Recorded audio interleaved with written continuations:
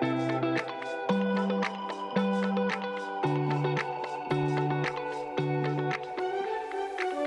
y'all, welcome to Paige's Perspective, where I help you find your inner strength to cope with life. Do you ever just wake up pissed off at the world or just pissed off in general? Maybe you look in the mirror and you don't recognize yourself. Your face is tense, your eyebrows aren't relaxed, you find everything wrong with your face or your body. You may even get to a point where you don't even want to see yourself in the mirror because you don't know who that person is anymore. So you go on with your morning, almost like a robot. You're on autopilot mode and just going through the motions. Maybe the smallest thing pisses you off. Someone left their shoes out and you trip over them. Your kids are not listening and they're running late for school. And your partner is in their own little world of doing whatever the hell they want to do, and you just feel trapped in anger. You want to blame the world. You want to blame the person who left their shoes out. You want to blame your kids for not listening. You want to blame your partner for not pulling their weight. You want to feel heard. You want to feel seen. You want to feel less alone. I get it. I used to have these days regularly and I couldn't get myself out of it. I felt like I needed someone to pull me out. But what I didn't realize is that I had the power to pull myself out. I learned to not blame the person who left their shoes out, but to blame myself for not paying attention. There's a gray area here though, because we can both be at fault and it just needs to be addressed in a way that isn't mean. Something like, hey kiddo, can you please try to remember to put your things away so no one gets hurt tripping over them? Instead of get your damn shoes off the floor, I tripped over them. Okay, y'all, many of us do this. It's impulsive sometimes, but we gotta do better. Kids not listening. Sometimes I can't get mad at this because it's a communication issue on my part. Had I been less overwhelmed, I would have been able to communicate with them in a softer, more direct way than just getting angry with them lollygagging. They do better with a patient parent than one who loses their shit each time they do something off base. So a bit of a story with my son. He grabbed a candy corn and I busted him trying to put it in his mouth. We were literally about to go to the dentist and it was 7:30 in the morning. Bruh, why the F are you trying to eat candy corn at 7:30 in the morning? I immediately yelled at him. This was not my finest moment, but we're real here and let you know we aren't robots who do things perfectly. We're always learning by our mistakes. So back to the story. He ran upstairs to brush his teeth again, and he was being quite disrespectful. And then he says, I don't like it when you yell at me. And Matt mentioned she wouldn't have to yell at you if you did what you were supposed to do. He started going la, la, la, la, la, la, la while I was trying to talk to him. Oh, that pissed me off. But what I realized here is that he didn't make me yell. I chose to yell based on impulse. I reacted before thinking, and that can do more harm to others than good. I can't blame him for my reactions. He's a kid. He's going to do kid things. This was a really good opportunity for us to have a conversation in the car.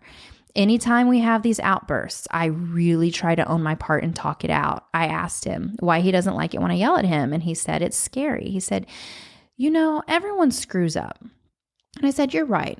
We all screw up. But when we screw up over and over again, when we know we're doing something we're not supposed to do, there will be consequences.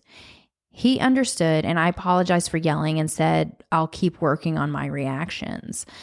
Guys, I don't want to justify my angry outburst. I don't think that's helpful for anyone because it takes away our power to really change our reactions.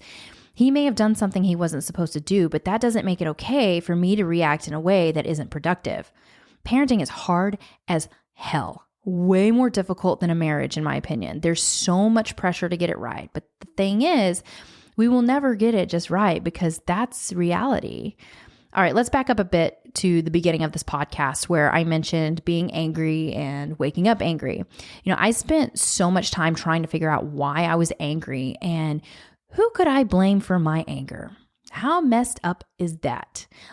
I'm angry, and since I have no idea why, I need to figure out who is responsible. I couldn't blame my husband anymore because he'd been sober and doing all the things to change his behavior. It was an issue within me. And that's actually a relief when we look at it that way because it shows that we aren't powerless. No one can fix our anger except us. No one can control our reactions except us. Now, if you're in a relationship with an active addict, your anger may look different, and many of us have reactive defense. Listen to our full episode on that from last year if you're interested. But I will say, even if you're in it, you still have power to channel that anger into something useful. I literally have nothing to be angry about, but sometimes I wake up angry. It's really annoying and something within me. It annoys the hell out of Matt. It annoys the hell out of my kids. They recognize it and I suffer because of it. And it's pointless. I get an energy that is just gross. And then I become super pessimistic. And sometimes I want to crawl into a hole and just stay away from everyone so I don't make them feel like they need to walk on eggshells. Now, justifiable anger is useful to protect us. But what about times when we have no reason to be angry and we want to blame social media or politics or family members or kids or friends or anything besides ourselves? It's easier to point the finger. I get it. Matt used to always ask me, do you just look for things to get angry about? And it used to piss me off because I would say, you think I want to feel like this?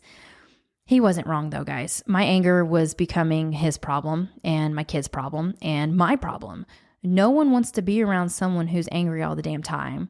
And he was tired, or he was trying to find ways to just make me happy. That's not on him to do. Yeah, it's nice and I feel heard, but it's temporary. Like, I'll find something else to be angry about. I'm the only one who can control my emotions. And instead of saying we must learn how to deal with our anger, let's spin it and say we get to learn how to deal with our anger. This gives us more control over our own emotions and helps us become a bit more emotionally intelligent. Don't you ever get tired of being angry? I know you do, because I get tired of it. And life is too damn short to be angry all the time. If you're feeling angry right now, I want you to pause for a moment. I want you to recognize your forehead, your eyebrows. Focus on them. Are they tense? If so, soften them. Soften your face. Take a deep breath. Think about the things you are grateful for right now. Doesn't that feel a little bit better when we start to release that tension? Listen, y'all. Even if they get sober, you will be angry, maybe even angrier. There will be resentment, anger over the time we spent trying to fix things, anger at them for not doing something quicker, anger at the dishonesty, anger at ourselves for not seeing things clearly and taking action, anger at the world for what we've been through, anger at restaurants and liquor stores and society for focusing on alcohol, anger at the government for not taking more action, anger at so many damn things. We will find something to be angry with. We can be angry at our partners and be mindful of our reactions. Gray area, guys. One day, everything in your world will be going great, either with your partner's recovery or removing yourself from the relationship. But if we don't work on our own healing and recovery, we will find something to blame for our continued anger. Okay, I'm going to shift directions here for just a second and talk about PMS. Dudes, if you're listening, this can still give you some insight on your partner and their PMS symptoms. Hormones are a bitch, right? Like, many of us women lose our shit even more during PMS. And then we blame the hormones and allow ourselves to be reactive and angry. When our environment is unhealthy, our PMS is going to be amplified. When we haven't healed from things, that time of the month will almost be unmanageable. We almost act like teenagers who don't know how to regulate their emotions. And teenagers have an excuse because they really don't know any better. They're still learning how to deal with their emotions. But when we are living in a healthy environment, that time of the month isn't nearly as bad. I will have one day where I'm just extra emotional. I'll cry a little bit, maybe a bit irrational, but nothing like I used to be when things were rough. In order to get my PMS in check, my environment had to change and I had to heal. Unresolved emotions, stress, and trauma impact our body and mind. So let's talk about why unhealed wounds may amplify our PMS symptoms. We are more emotionally sensitive when we have PMS. And if you're carrying unresolved trauma or emotional wounds, this increased sensitivity can bring those issues out, making everything feel more intense. Anger, sadness, anxiety, they're going to hit harder because PMS amplifies feelings that are already simmering beneath the surface.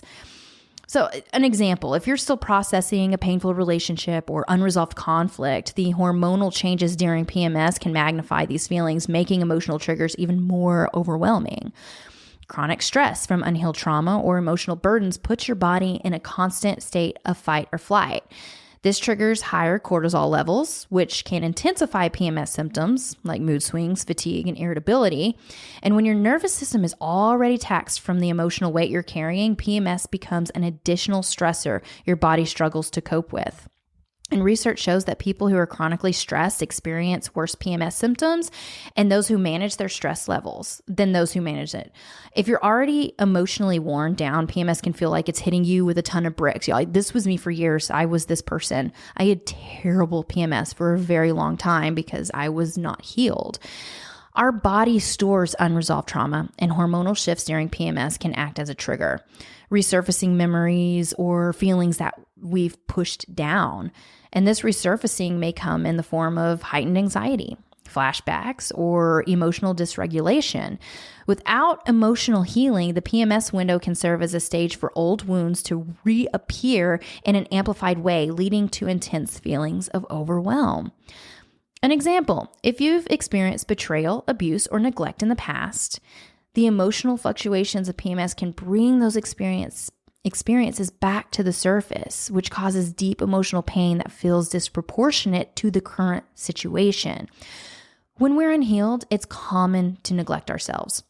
If we aren't taking care of our emotional and physical needs, our symptoms, like the fatigue, the cramps, the mood swings, feel worse. If you're not taking care of your body and mind, PMS can feel unmanageable. Unhealed people often struggle with emotional regulation, meaning they may have a harder time calming themselves down or processing difficult emotions in a healthy way. During PMS, the normal emotional roller coaster can become extreme because your ability to manage emotions is already compromised. You may feel like you're drowning in feelings with no way to get relief. When we take the time to heal from past trauma or manage stress and address unresolved issues, we're building a stronger foundation to deal with life's challenges, including PMS. A lot of us are going to have PMS every month. That is part of life's challenges. So helping us heal, it's going to regulate our emotions and handle these stressors in healthier ways.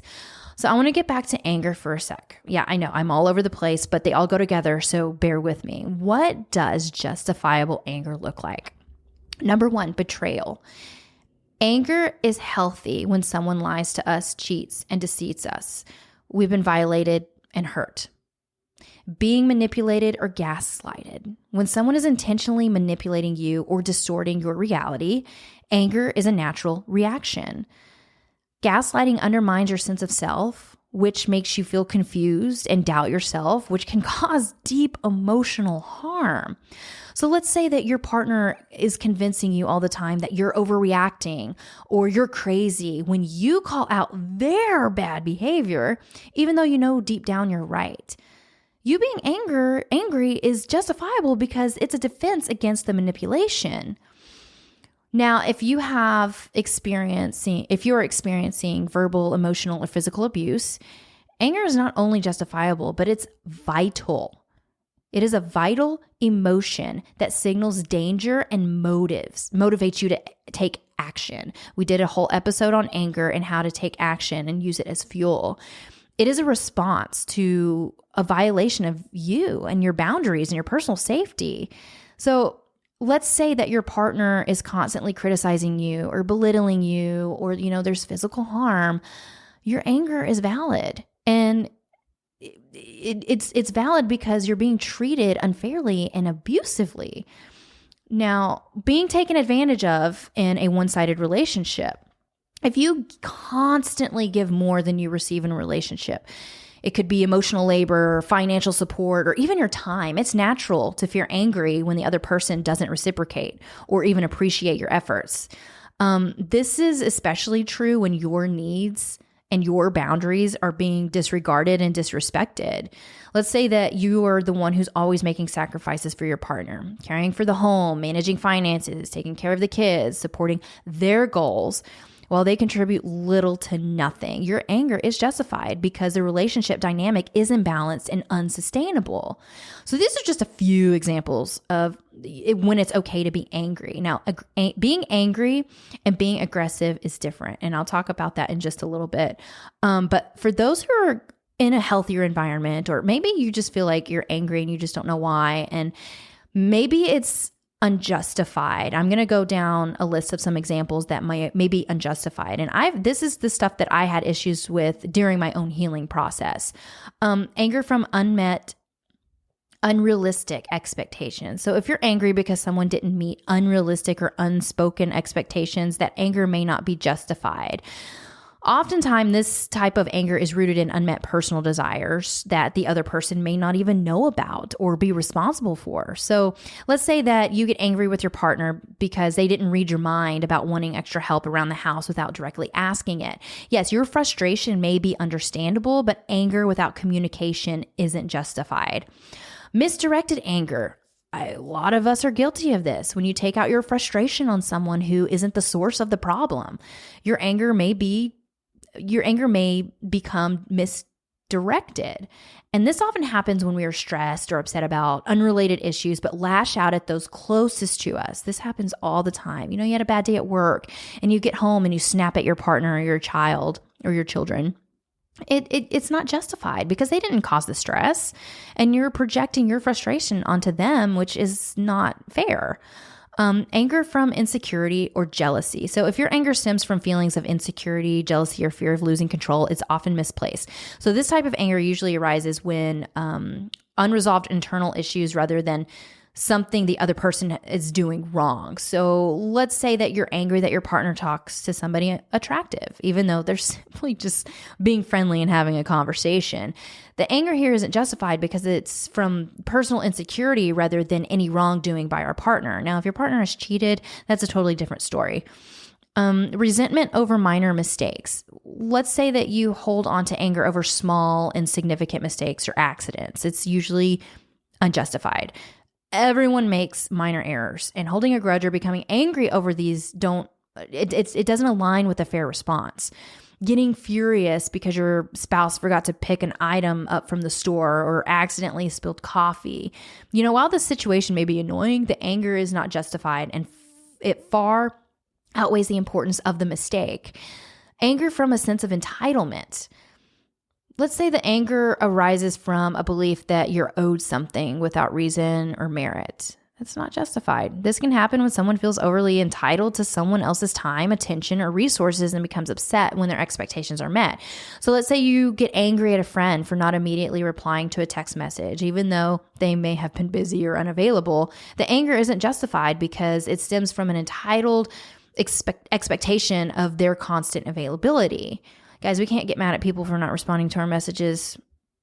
Anger from self-righteousness. When someone believes their way is the only right way and gets angry when others don't agree, that anger is based more on pride than on fairness. So feeling angry because someone doesn't share your political or religious views and trying to force your perspective onto them, this anger is not justified because it's not about wrongdoing, but rather about differing beliefs. Holding on to anger from the past. When anger from past events continues to affect your behavior, even though the issue has been resolved or is no longer relevant, it becomes unjustified. While it's normal to feel hurt, holding on to anger indefinitely doesn't serve a productive purpose. So I hope this brings just a bit of perspective into whatever situation you're going through. If you're angry, try to get to the root of it and see if it's justified. If it is, we can have another discussion on how to react to anger and use it as a tool for growth. Be angry, but not aggressive. How we express it makes a difference for everyone involved. At some point, if we are continuing to get angry and becoming aggressive over the same thing over and over again, expecting different results, something has to change within us, and we can no longer blame anyone for our anger. Okay, that's a topic for another day, but for now, if you're unhealed and looking for something to help you on the path, check out independentlystrong.com. It's an amazing tool to help you on your own recovery journey. So that's all I have for this week. Until next time, I'm Paige. Bye.